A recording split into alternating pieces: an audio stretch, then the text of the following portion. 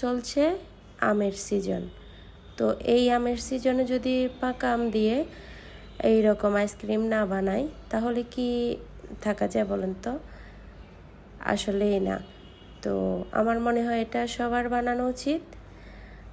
ফ্রিজে 2 থেকে 3টা আম থাকলেই হবে, আর সামান্য কিছু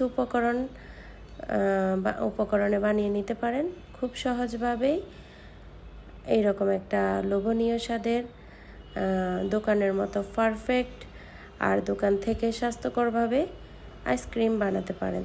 তো আইসক্রিমটা বাচ্চারা খুবই ভালোভাবে খেতে পারবে, যেহেতু এটা বাসায় বানানো। আর এটা কিন্তু ডেজার্ট হিসেবেও কিন্তু অনেক বেশি মজার।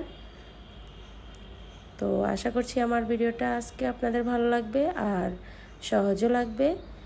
আর আপনারা অবশ্যই ট্রাই করে দেখবেন একবার হলেও, যারা জীবনেও বানাননি তারাও কিন্তু পারবেন।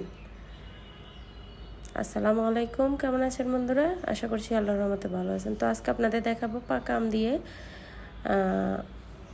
আমের আইসক্রিম বা ম্যাঙ্গো আইসক্রিম রেসিপি। তো চলুন শুরু করা যাক। আমি প্রথমে 2টা আম ধুয়ে পরিষ্কার করে নিয়েছি। এখন আমগুলোকে আমি একটা নাইফ দিয়ে এভাবেই দুপাশ থেকে আলাদা করে নিচ্ছি, আর এভাবে করে একটু কেটে নিচ্ছি। তবে আপনারা চাইলে যে কোনোভাবে আম থেকে আমের ফলগুলো বাইর করে নিতে পারেন, যেভাবে আপনাদের সুবিধা হয়। আর এগুলো এভাবে কাটা দেখতে কিন্তু খুবই কিউট লাগে।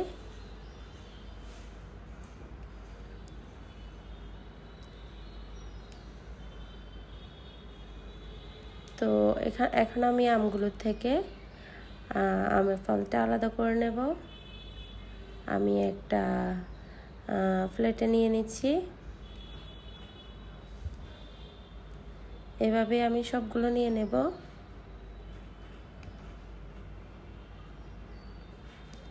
অবশ্যই পুরো ভিডিওটা দেখবেন, না হলে কিন্তু মিস করে ফেলতে পারেন।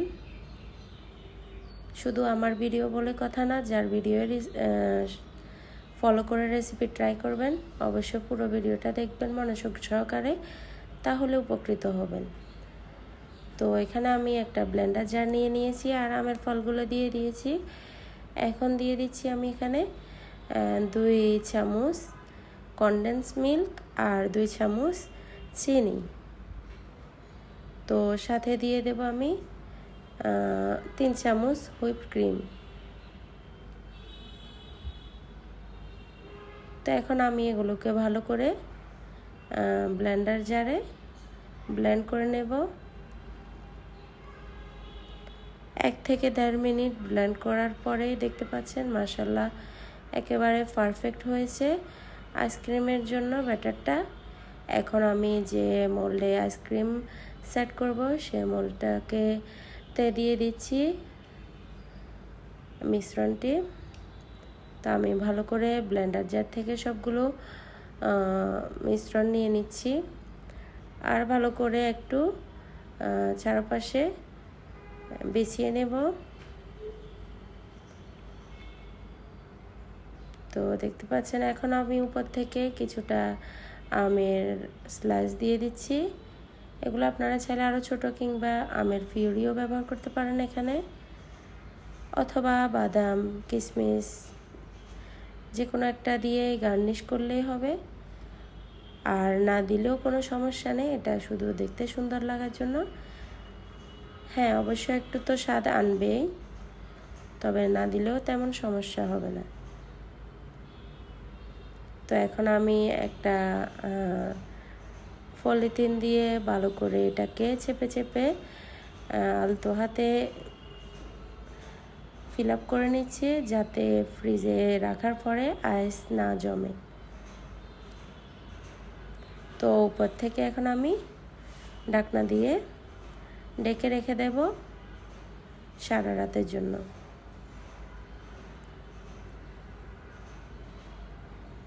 তো আমি সারা রাত রেখে দিয়েছি ফ্রিজে। এখন আমি নামিয়ে নিয়েছি।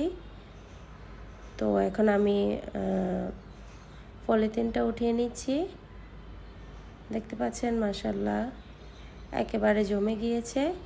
তো এখন আমি একটু বাটিতে সার্ভ করে দেখাচ্ছি, উঠিয়ে দেখাচ্ছি। আপনারা চাইলে এখানে আইসক্রিম উঠানোর যে চামচটা পাওয়া যায় ওইটাও নিতে পারেন, কিংবা নর্মালি বাসায় যে চামচ থাকে ওইটা দিয়েও উঠিয়ে নিতে পারেন।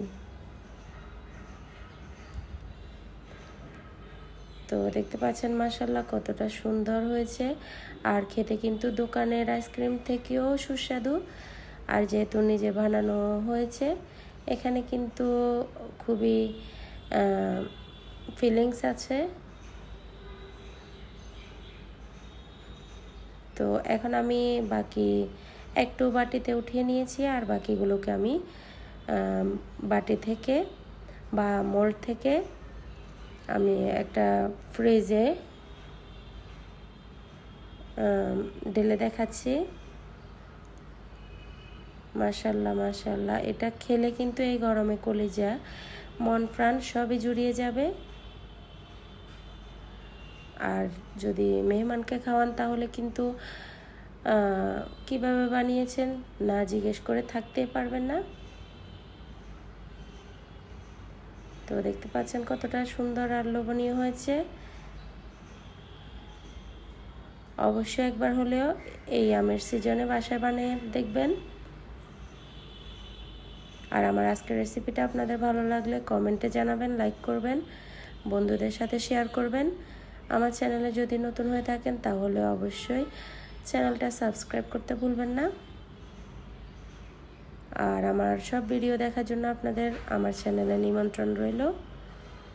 তো আজকে পর্যন্ত আর কথা বাড়াবো না, বিদায় নিচ্ছি। ভালো থাকবেন সবাই, আমার এবং আমার পরিবারের জন্য দোয়া করবেন। আল্লাহ হাফেজ।